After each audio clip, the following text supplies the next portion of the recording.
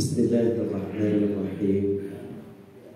Assalamualaikum warahmatullahi wabarakatuh.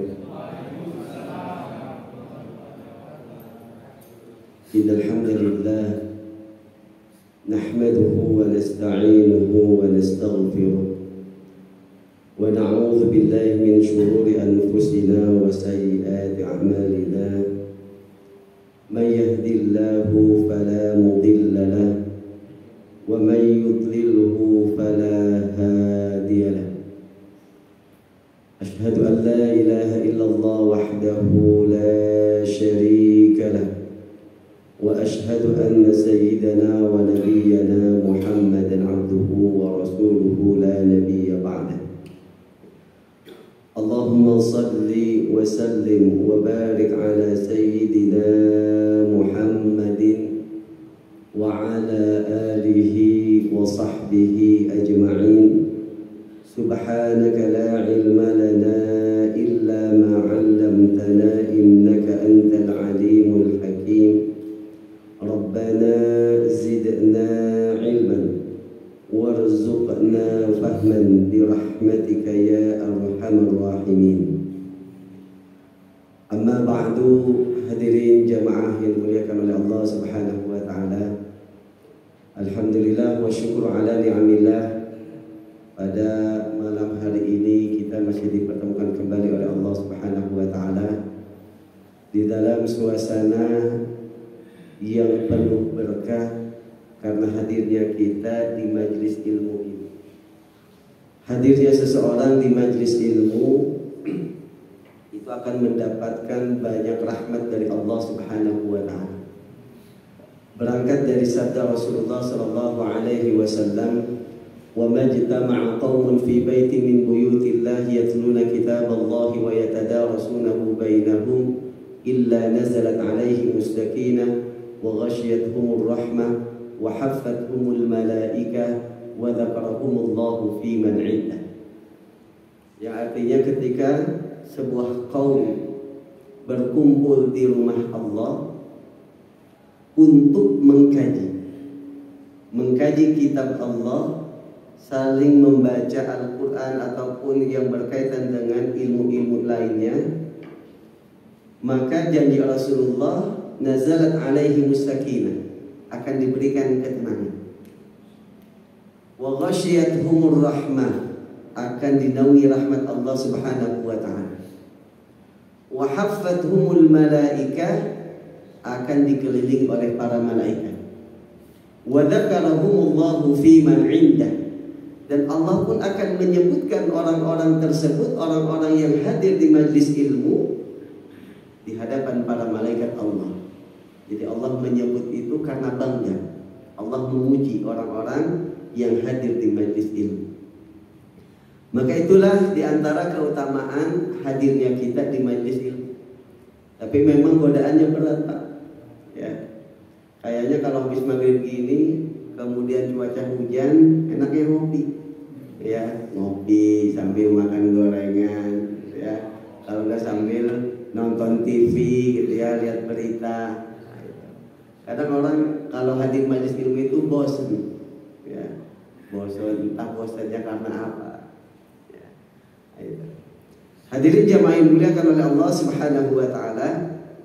Insyaallah pada kesempatan kali ini kita akan membahas tentang bab al-udhiyah, karena tinggal beberapa, kurang lebih sebulan setengah lagi kita akan merayakan hari raya kurban. Ya, ada ibadah di situ, ibadah yang sangat-sangat dianjurkan dilaksanakan pada hari raya Idul Adha, yaitu al-udhiyah atau ibadah kurban. Yang dimaksud dengan udhiyah adalah ma yudbahu minal ibili awil baqar awil ghanam awil ma'zi taqarruban ila Allah ta'ala yaumal 'id. Yang dimaksud dengan udhiyah itu adalah unta atau sapi ataupun kambing atau domba yang disembelih untuk tujuannya mendekatkan diri kepada Allah pada hari raya Idul Adha. Maka hanya beberapa hewan saja, ya, hanya unta, sapi termasuk kerbau, ya, dan juga domba atau kambing. Maka tidak boleh berkurban selain dengan hewan-hewan tersebut.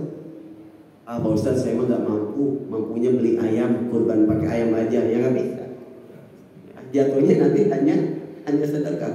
Wah, saya pengen yang lebih hebat. Ya, kalau sapi, kambing udah biasa, saya pengennya misalkan kuda, nggak bisa.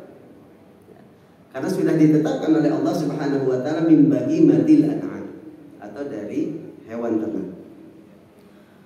Dalil disyariatkannya adalah pertama firman Allah Subhanahu wa taala di dalam surah Al-Kautsar.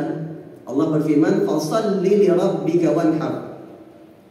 Dan laksanakanlah salat dan sembelihlah. Para ulama menafsirkan fa innal maqsuda bin nahri ala asahil aqwal nahrud dhahaya. Yang dimaksud dengan kata wanhar, menyembelih dalam ayat ini menurut pendapat yang paling sahih itu adalah menyembelih hewan kurban. Dan sholat yang dimaksud di dalam ayat ini itu adalah sholat Idul Adha. Jadi sholatnya sholat Idul Adha, kemudian setelahnya menyembelih hewan kurban. Kemudian dalil yang kedua adalah sabda Rasulullah Sallallahu Alaihi Wasallam, riwayat Imam Bukhari dan Imam Muslim, bahwa Nabi Muhammad Sallallahu Alaihi Wasallam itu berkurban dengan 2 domba kibas, ya, 2 domba kibas amlahain. Amlah itu warnanya itu dominan warna putih, itu makna amlah. Ya, maka abyadul launi aw kana al-bayadu fihi huwal ghalib. Jadi dombanya itu domba warna putih atau yang warnanya itu dominan warna putih. Nah, itu domba yang disembelih oleh Rasulullah Sallallahu Alaihi Wasallam. Aqranaini, yang bertanduk. Nah, ini riwayat menerangkan tentang jenis domba yang disembelih oleh Rasulullah Sallallahu Alaihi Wasallam. Maka hadis itu pun menerangkan tentang disyariatkannya untuk berkurban. Hadirin jamaah yang dimuliakan oleh Allah Subhanahu wa taala, adapun hukum berkurban kalau menurut mazhab Hanafi atau Al-Hanafiyah, begitupun pendapat Syekhul Islam Ibnu Taimiyah, itu hukumnya wajib bagi orang yang mukim dan dia mampu. Mukim itu ketika dia tidak sedang dalam perjalanan dan dia mampu, nah, itu dihukumi wajib. Tapi kalau menurut jumhur, mayoritas ulama menghukumi kurban itu sunnah muakkad, ya, tidak sampai wajib menurut mayoritas ulama. Akan tetapi ada juga ulama yang mengatakan aslinya hukumnya sunnah muakkadah. Itu adalah pendapat mayoritas mazhab Syafi'i. Aslinya hukumnya sunnah muakkadah, tapi bisa menjadi wajib dengan syarat. Syaratnya apa? Yang pertama, dia memiliki hewan ternak yang sudah memenuhi syarat untuk dikurbankan. Kemudian dia mengatakan ini adalah hewan kurban saya.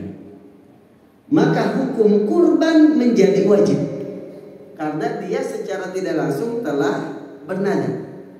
Ya. Di sini belum disebut nadar, berarti yang kedua memang bernadar. Jadi ketika dia memiliki hewan kurban, ya, memiliki hewan ternak, kemudian hewan tersebut sudah memenuhi syarat untuk dikurbankan ketika Idul Adha nanti. Entah dia punya sapi atau punya unta atau punya kambing, lalu dia mengatakan, ini nih nanti saya kurban pakai ini, dan itu adalah hewan dia, ya, maka hukum kurban itu menjadi wajib. Itu syarat yang pertama. Yang kedua, an yaltazima taqarruba ila Allah bi udhiyatihi ka an yaqula lillahi ta'ala alayya an udhiya. Atau orang bernadar, seperti orang mengatakan saya bernadar atas nama Allah untuk berkurban, maka hukum kurban menjadi wajib dengan bernadar, ya. Tapi kalau tidak terpenuhi kedua syarat ini, maka hukum kurban itu sunnah muakkadah. Kemudian disunnahkannya itu bagi siapa? Apakah bagi setiap muslim, ya, atau ada syarat-syarat orang yang disunnahkan untuk berkurban. Di dalam kitab Al-Fiqhul Manhaji ini diterangkan, innama tusannul udhiyatu fi haqqi man wujidat fihi syurutut taliyah. Disunnahkan berkurban bagi orang yang memenuhi syarat-syarat berikut. Yang pertama adalah Islam, Muslim. Jadi kurban itu disunnahkan bagi orang Islam. Berarti ya, kalau non Muslim atau orang kafir maka tidak disunnahkan untuk berkurban. Tapi kalau dia mau berkurban ya silahkan, ya. Tapi tidak mendapatkan pahala karena memang tidak disunnahkan. Ya, biasanya ada misalkan pejabat dia non Muslim, ya, tapi dia ikut andil dalam berkurban misalkan. Ya, maka dia tidak akan mendapatkan pahala kurban itu sendiri. Ya. Apalagi sekarang nih mau musim pilkada, ya, pemilihan wali kota ataupun pemilihan bupati dan gubernur. Kemudian syarat yang kedua al-bulugh wal aqlu, ya, baligh dan berakal. Jadi disunahkan bagi orang yang sudah balik dan disunahkan bagi yang berakal, artinya dia tidak gila. Ya. Maka tidak disunahkan bagi orang yang belum balik, bagi anak yang belum balik itu belum disunahkan. Ya, makanya kalau misalkan kita punya anak yang belum balik misalkan, atau punya cucu yang belum balik, ya, lalu kita mau mengkurbankan atas nama dirinya, lebih baik, kalau saran saya lebih baik kepada orang yang sudah balik, karena supaya mendapatkan pahala kesunahannya. Ya. Lebih baik misalkan kita cari saudara kita yang memang tidak mampu, ya, saudara kita ataupun tetangga kita ataupun siapapun itu yang dia sudah balik dan dia tidak mampu untuk berkurban, kita daftarkan, kita sedekahkan ini buat kurban. Kita hanya mendapatkan pahala sedekah, dianya akan mendapatkan pahala kesunahan berkurban. Ya. Karena disunahkan, disyaratkan di sini adalah harus balik. Ya. Kenapa disyaratkan harus balik dan berakal? Idman lam yakun balighan aqilan saqata anhu taklif. Karena orang yang belum balik dan berakal itu tidak kena taklif. Dia tidak dibebankan untuk menjalankan perintah Allah. Ya. Makanya orang yang belum balik ataupun orang yang tidak berakal tidak wajib sholat, tidak wajib puasa, ya, tidak wajib menjalankan perintah Allah Subhanahu wa taala. Ya, begitupun perintah untuk melaksanakan ibadah kurban. Kemudian yang ketiga, syarat yang ketiga, kurban itu disunnahkan ketika orang itu mampu, al-istitha'ah. Ya. Standar mampunya, ya, kalau dalam kitab ini disebutkan bi an yamlika qimataha zaidatan an nafaqatihi wa nafaqati man huwa mas'ulun anhum ta'aman wa kiswatan wa maskanan khilala yaumil 'id wa ayyamit tasyrik. Jadi standar mampu itu adalah orang itu mampu membeli hewan kurban atau mampu ikut patungan hewan kurban setelah dia mencukupi, ya, kewajiban memberikan nafkah untuk dirinya dan orang yang wajib dia nafkahi, baik itu nafkah untuk memberi makan, memberi pakaian, dan memberi tempat tinggal yang layak ketika hari raya Idul Adha dan 3 hari tasyrik. Ini standarnya. Jadi standarnya dia mampu untuk mencukupi kewajiban memberikan nafkah kepada dirinya, pada anaknya, istrinya. Orang yang wajib kita nafkahi itu pertama diri kita otomatis. Yang kedua adalah istri. Ya. Yang ketiga adalah anak. Ya, anak yang belum balik. Ya, anak yang belum balik. Kemudian orang tua, kalau memang orang tua kita tidak mampu, maka kita wajib untuk memberikan nafkah. Ya. Adapun kakak kita, adik kita, paman kita itu tidak wajib kita nafkahi. Ini kita berbicara yang wajib, ya, yang wajib untuk kita nafkahi. kita cukupi kebutuhan makannya, pakaiannya, dan tempat tinggalnya, yaitu diri kita, kemudian istri kita, anak kita yang belum balik, kemudian orang tua kita kalau memang tidak mampu. Berarti ketika seseorang memiliki uang lebih, setelah dia mencukupi kebutuhan nafkah yang wajib selama hari raya Idul Adha dan 3 hari tasyrik, maka dia dikatakan mampu untuk berkurban. Contoh misalkan ada orang punya istri 1, anaknya 2, berarti dengan dirinya yang wajib dinafkahi 4 orang. Ya.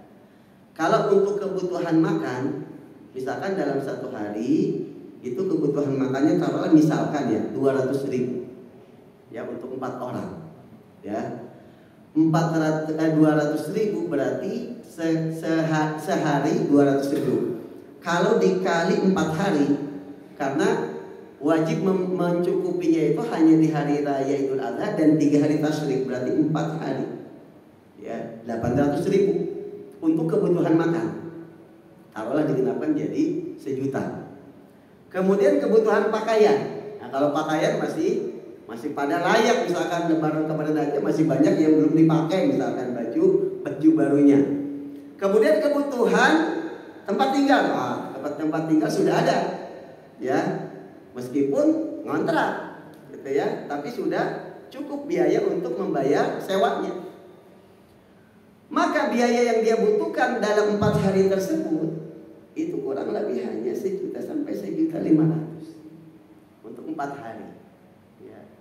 Kalau dia sudah memenuhi kewajiban untuk memberikan nafkah selama 4 hari, lalu dia punya uang lebih, ya, itu sudah dikatakan mampu.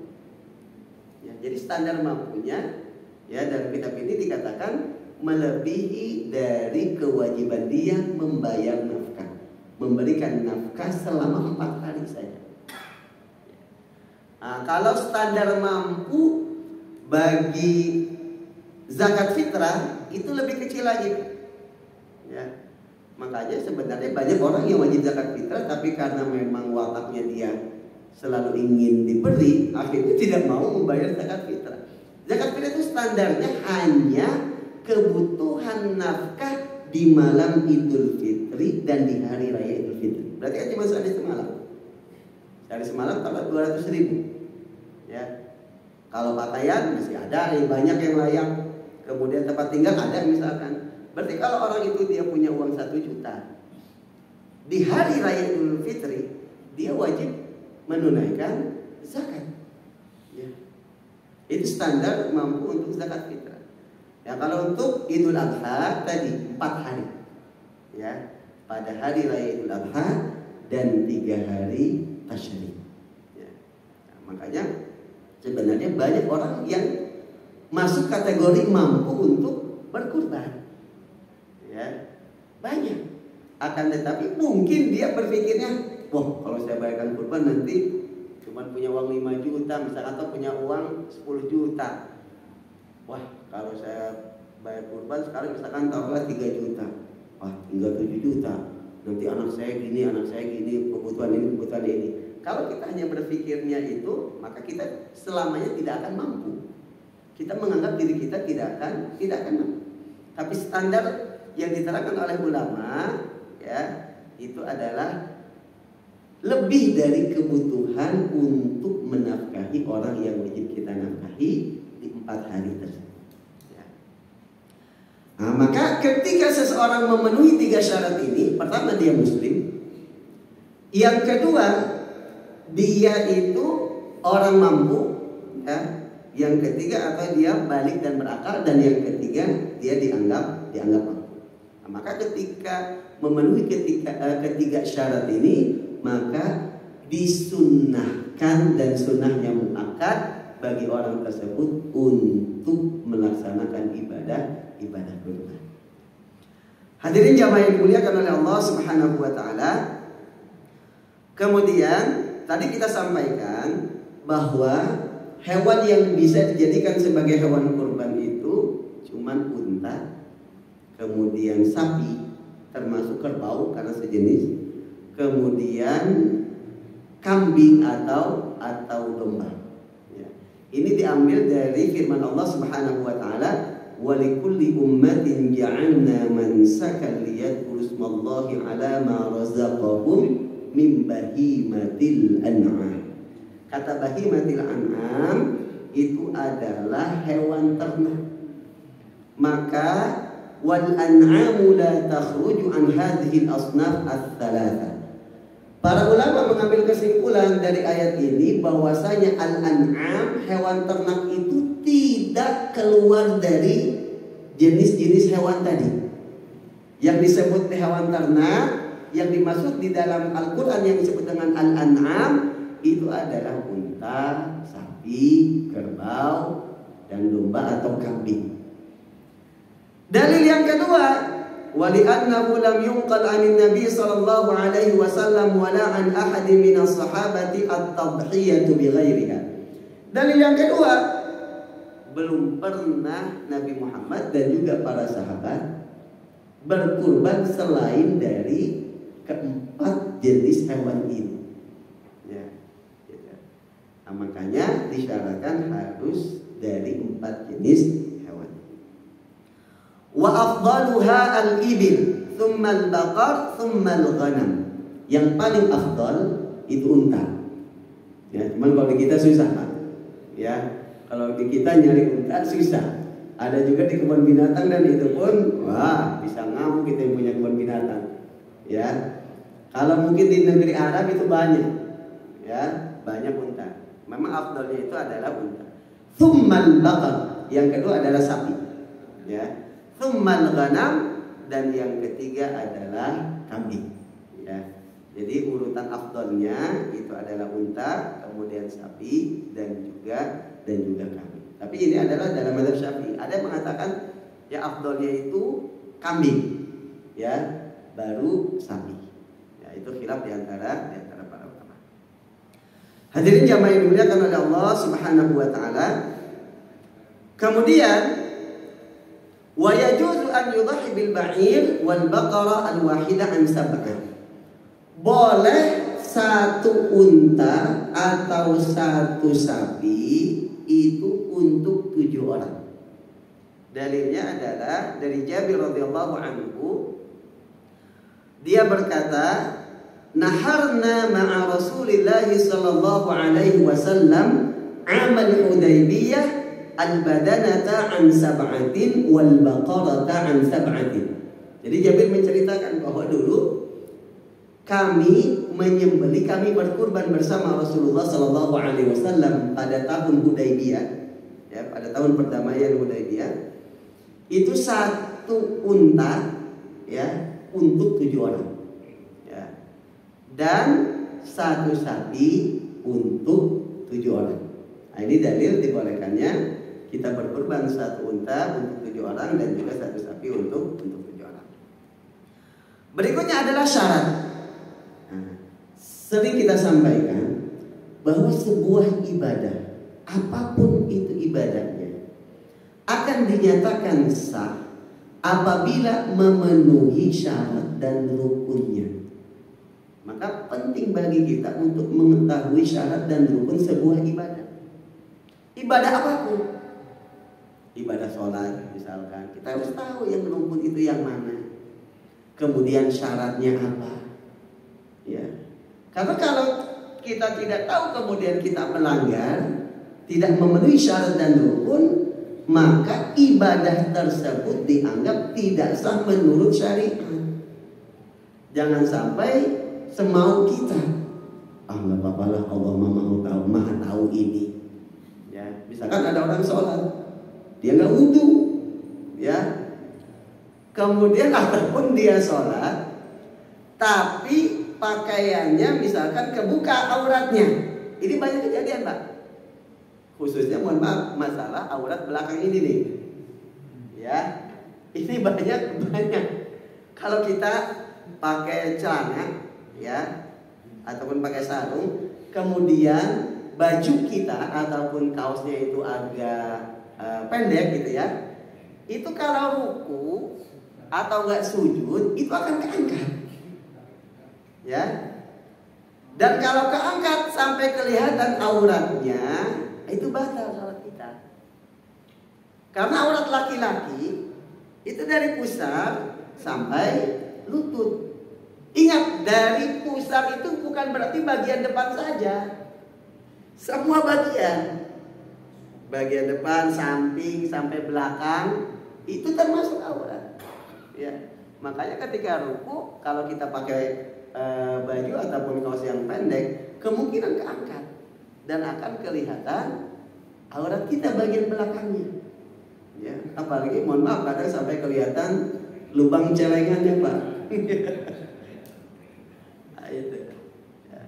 Itulah pentingnya kita mengetahui syarat dan rukun dalam ibadah. Ya. Nah, termasuk ibadah-ibadah yang lain, bukan hanya sholat. Ya. Ibadah sholat, ibadah puasa, ibadah zakat. Ya.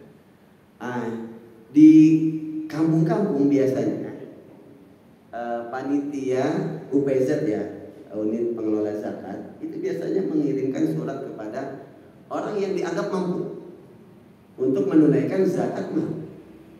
Ya. Padahal zakat mal itu kan ada kriterianya. Tidak semua zakat itu wajib dizakatkan dengan zakat mal. Itu ada beberapa harta saja yang wajib dizakati. Ya. Kemudian itu pun ada syaratnya. Ya, di antara syaratnya misalkan harus mencapai nisab. Kemudian ada yang disyaratkan harus haul, tidak sampai 1 tahun. Kadang saya mengkritisi di beberapa ini, termasuk di dekat rumah saya. Ya, termasuk bapak saya itu suka dikirim surat zakat mal. Kata saya, zakat mal dari mana? Gitu kan? Zakat mal harta apa yang wajib dizakati? Oh, misalkan bapak saya, karena bapak saya peternak punya sapi, berarti kan sapi wajib dizakati. Belum memenuhi syarat. Kenapa? Pertama, sapinya belum nyampe 30 ekor. Yang kedua, sapinya itu belum atau tidak digembalakan.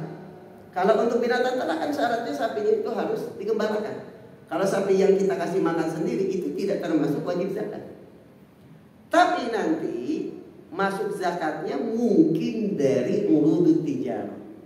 Urudut tijarah itu dagang. Kita beli sesuatu, apapun barangnya, dengan niat untuk dijual lagi, ya, maka itu nanti masuk ke dalam urudut tijarah, barang dagangan yang wajib dizakati. Tapi ada syaratnya, harus nyampe nisab, harus haul, ya kan? Kenapa? Karena memang tidak mengetahui syarat dan rukunnya. Ya. Begitupun ibadah puasa. Ya, ibadah puasa ya harus kita tahu rukunnya apa, syaratnya apa. Ya, termasuk ibadah kurban. Ya. Maka ketika tidak memenuhi syarat dan rukunnya, maka bisa dipastikan ibadah tersebut tidak sah. Ya. Memang betul urusan memberikan pahala atau tidak itu adalah hak prerogatif Allah. Tapi bagaimana Allah mau memberikan pahala kalau ibadahnya saja tidak sah? Kalau ibadahnya itu tidak sah, ya, kalau ibadah itu tidak sah, berarti dianggap batal dan dianggap belum melaksanakan ibadah tersebut. Ya, memang ada beberapa yang menyampaikan bahwa, wah, jangan terlalu ini. Yang penting orang mau sholat, orang mau puasa, orang mau ibadah, itu sudah, jangan terlalu dipersulit. Betul, satu sisi betul. Tapi dakwah itu bagi orang-orang yang baru mengenal Islam, Pak. Kalau kita menerangkan syarat sholat harus gini-gini kepada preman yang baru mau belajar sholat, pada kabur mereka. Tapi kalau kita lokasinya di masjid, insya Allah semuanya ahli ibadah, bahkan ahli ngaji gitu, sering ngaji, maka harus disampaikan. Ya, memang ada beberapa ustaz yang mengatakan, wah, yang penting mereka mau sholat, itu sudah alhamdulillah. Betul. Tapi dakwah ini untuk orang yang di jalanan, anak pang, orang preman, ataupun gangster dan lain sebagainya. Kita dakwahnya pelan-pelan. Ya. Tapi perlu disampaikan juga syarat dan rukunnya bagi orang-orang yang memang sudah terbiasa untuk melaksanakan ibadah. Jadi para ulama ini menetapkan syarat dan rukun itu bukan semau mereka. Diambil dari dalil-dalil dari Al-Quran ataupun dari hadis Rasulullah Sallallahu Alaihi Wasallam.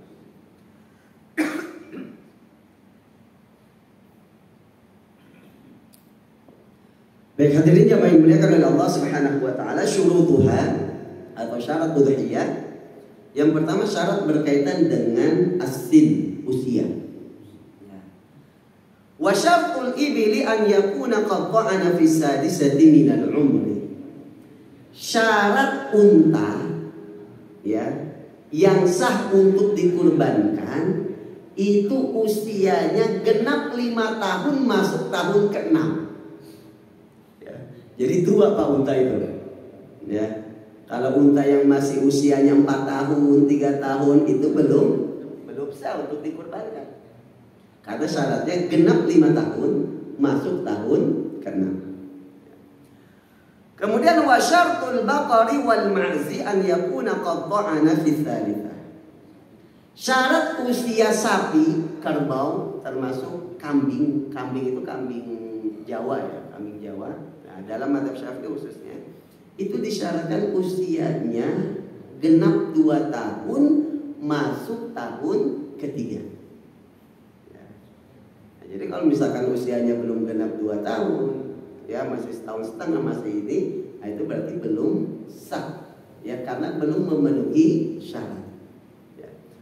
Kemudian amma syartu dha'ni fa huwa an yakuna qad dha'ana fi tsaniyah aw ajda' ay saqatat asnanuhu al-amamiyah walau lam yablugh sanatan. Kalau syarat untuk domba itu genap 1 tahun. Ya. Dan masuk tahun kedua untuk domba. Maka dibedakan antara domba dengan kambing ya. Kambing itu biasanya kambing kacang itu, Pak. Ya, kambing kacang yang kecil itu kan dia memang posturnya segitu-gitu. Kalau baru usianya belum genap 2 tahun ya kecil banget gitu. Ya makanya disyaratkan usianya adalah 2 tahun sama dengan sapi, juga kerbau. Ya. Khusus untuk syarat ini, ya khusus untuk syarat ini tolong diperhatikan. Karena mohon maaf, ya kalau kita tidak jeli, banyak orang yang berkurban dengan hewan yang belum memenuhi syarat. Ya.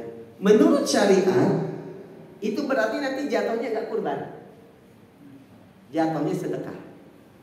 Ya, kan kalau dipikir-pikir sedekah dengan membeli seekor kambing ataupun sapi di musim kurban itu jatuhnya lebih mahal kalau hanya untuk sedekah. Kalau hanya untuk sedekah mah bisa selain di bulan atau di hari raya kurban. Kalau mau sedekah sapi, kambing, kerbau, unta, mendingan jangan di musim-musim kurban. Kenapa? Harganya mahal.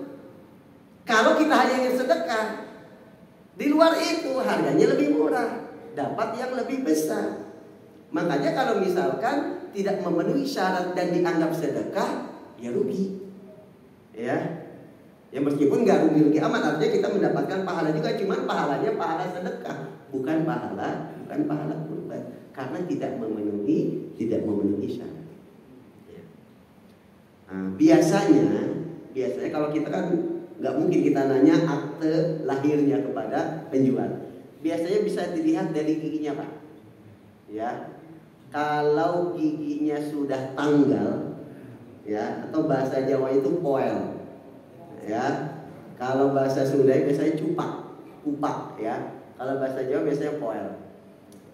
Itu menandakan bahwa dia sudah cukup usianya. Biasanya kalau sapi itu 2 tahun itu sudah poel. Ya, tapi kadang ada dia usianya udah 2 tahun tapi belum cupak, ya, belum poel ada. Tapi untuk mengetahui kepastiannya itu bisa dilihat dari giginya. Sama seperti kita manusia. Kita ada gigi susukan kalau masih bayi, dan itu akan tanggal dan diganti dengan gigi permanen yang 2 ini. Nah, hewan ternak pun sama. Biasanya nanti gigi, kalau hewan kan di bawah giginya ya, gigi duanya ini itu sudah besar, ya besar. Kalau nanti kan gini, ada istilahnya poel satu pasang itu berarti 2. Ada yang 2 pasang berarti sudah 4. Ada yang 3 pasang berarti sudah 6. Ya, mungkin kalau misalkan kita belum ini, kita lihat aja. Biasanya kalau yang sudah poel itu giginya gede, Pak. Bukan gigi susu. Ya, giginya itu sudah besar. Ya, gede-gede. Gampangnya sekarang gampang, tinggal ketik aja di Google. Ya, gambar contoh gigi hewan kurban yang sudah mencukupi syarat. Nanti akan muncul. Nanti ada perbandingan yang mana yang belum memenuhi syarat dan yang sudah memenuhi syarat. Ya, makasih.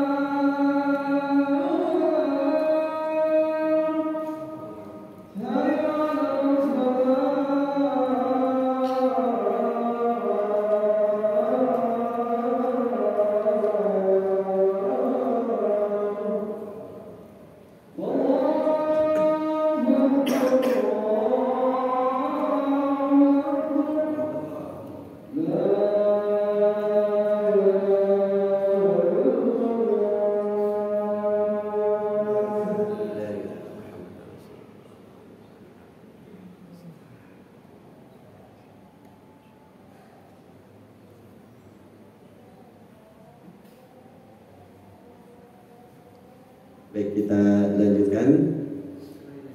Kemudian syarat yang kedua tadi berkaitan dengan usia, ya. Syarat yang kedua berkaitan dengan kondisi tubuhnya. Artinya hewan ternak atau hewan kurbannya itu harus yang tidak cacat.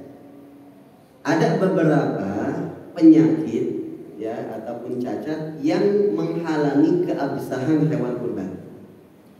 Diambil dari sabda Rasulullah sallallahu alaihi wasallam, arba'un la tujzi'u fil adahi.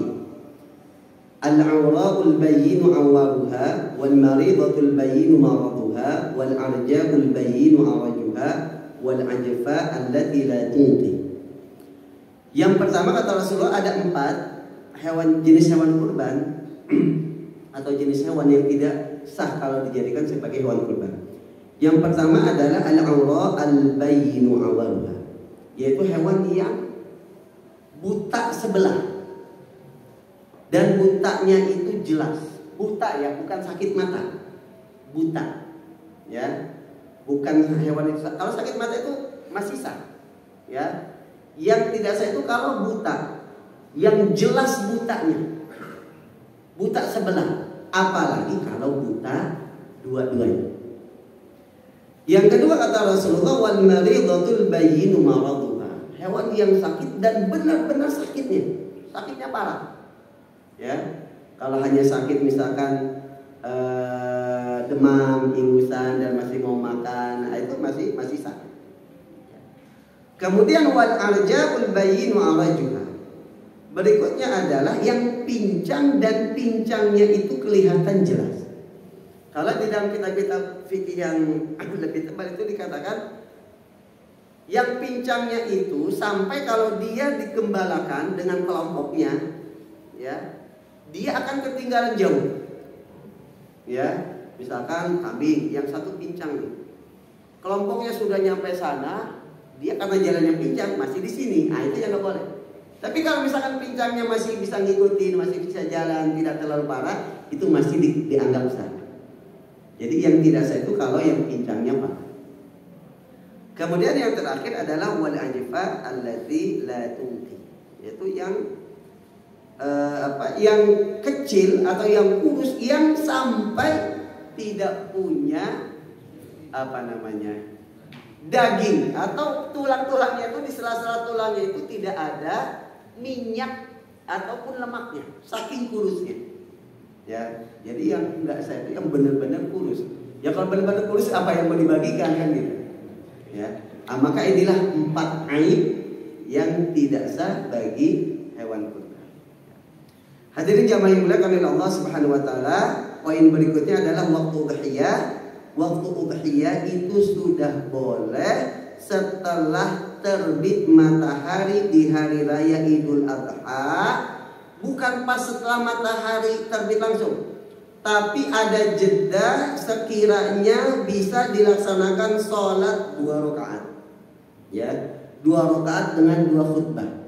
Jadi misalkan terbit matahari jam 6. Taruhlah 2 khutbah dengan sholat 2 rakaat itu 15 menit.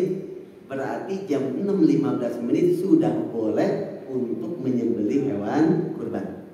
Ya. Kemudian sampai kapan? Terus sampai terakhir hari tasyrik, yaitu sebelum terbenamnya matahari di hari tasyrik.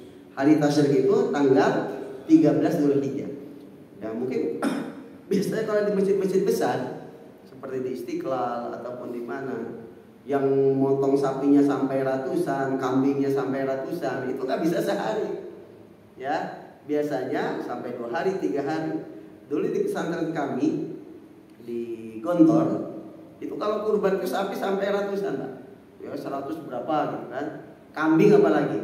Itu tidak cukup 1 hari. Bahkan panitianya pun berapa ratus orang gitu. Ya, tidak cukup 1 hari. Makanya ya boleh sampai sebelum terbenam matahari di hari tasyrik terakhir, yaitu tanggal 13 Dzulhijjah. Ya. Wal waqtul mufaddal li dzabhiha ba'da al-faraghi min shalatil Id. Tapi waktu yang paling afdal itu adalah setelah selesai salat Id. Ya, itu waktu yang paling afdal. Kemudian poin yang terakhir adalah tentang hasil sembelihannya. Ya.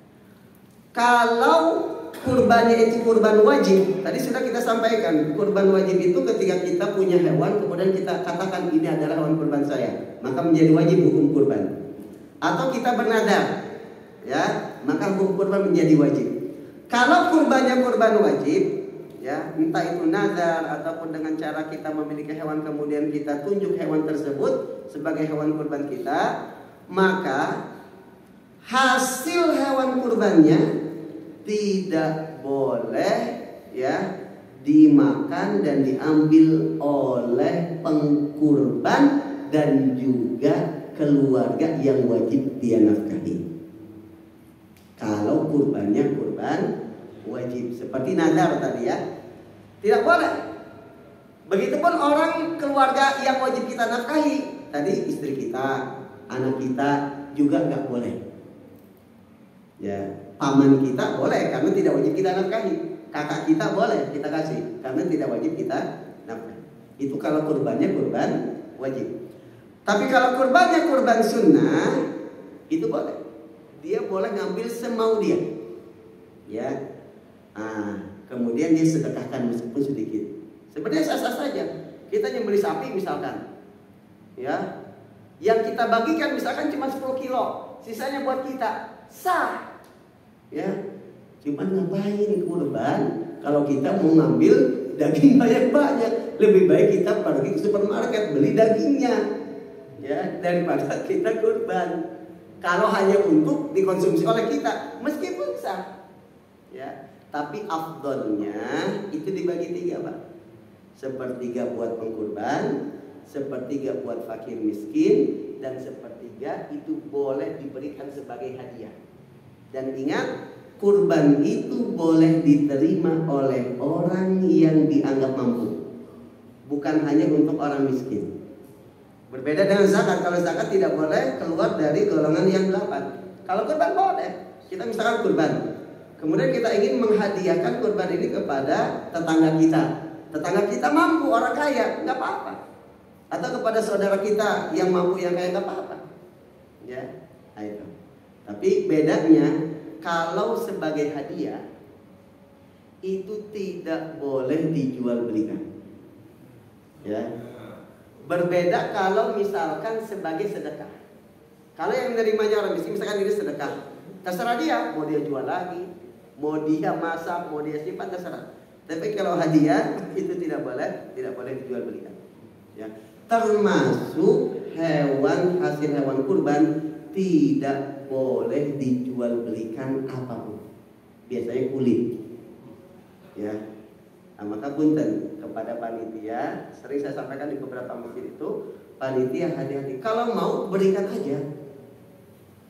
Saya yakin orang yang ikut patungan kurban lebih rela untuk nambah biaya, yang penting kurbannya sah, daripada misalkan nggak ditarik lagi, nanti jatah buat jaganya kita jual aja ini, kita jual kepalanya, kita jual kulitnya, lalu buat untuk bayar jaga. Itu malah tidak sah.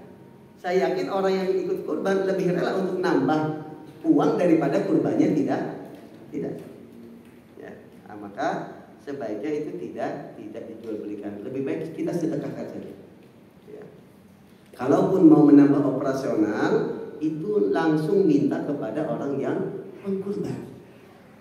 Ya. Saya yakin dia lebih rela untuk diminta lagi daripada dijual bagian hewan kurbannya, sehingga hewan kurbannya nanti malah mengurangi pahala. Hadirin jamaah yang dimuliakan Allah Subhanahu wa taala, mungkin itu saja. Dan poin terakhir, kalau kita niat kurban, kemudian sudah masuk tanggal 1 bulan Dzulhijjah, maka disunnahkan untuk tidak motong kuku, tidak motong apapun yang ada di anggota tubuh kita, termasuk rambut. Ya, itu tidak sunnahnya seperti itu. Makanya kalau kita niat kurban, kalau motong kuku, motong rambut, ya sebelum itu, ya, sampai hewan kita disembelih. Itu sunnahnya. Wallahu a'lam bishawab. Mungkin itu saja yang bisa kita kaji bersama pada kesempatan kali ini. Mudah-mudahan menjadi tambahan ilmu bagi kita, dan mudah-mudahan kita pun bisa mengamalkannya. Kurang lebihnya mohon maaf. Wa'alaikum minkum. Wassalamualaikum warahmatullahi wabarakatuh.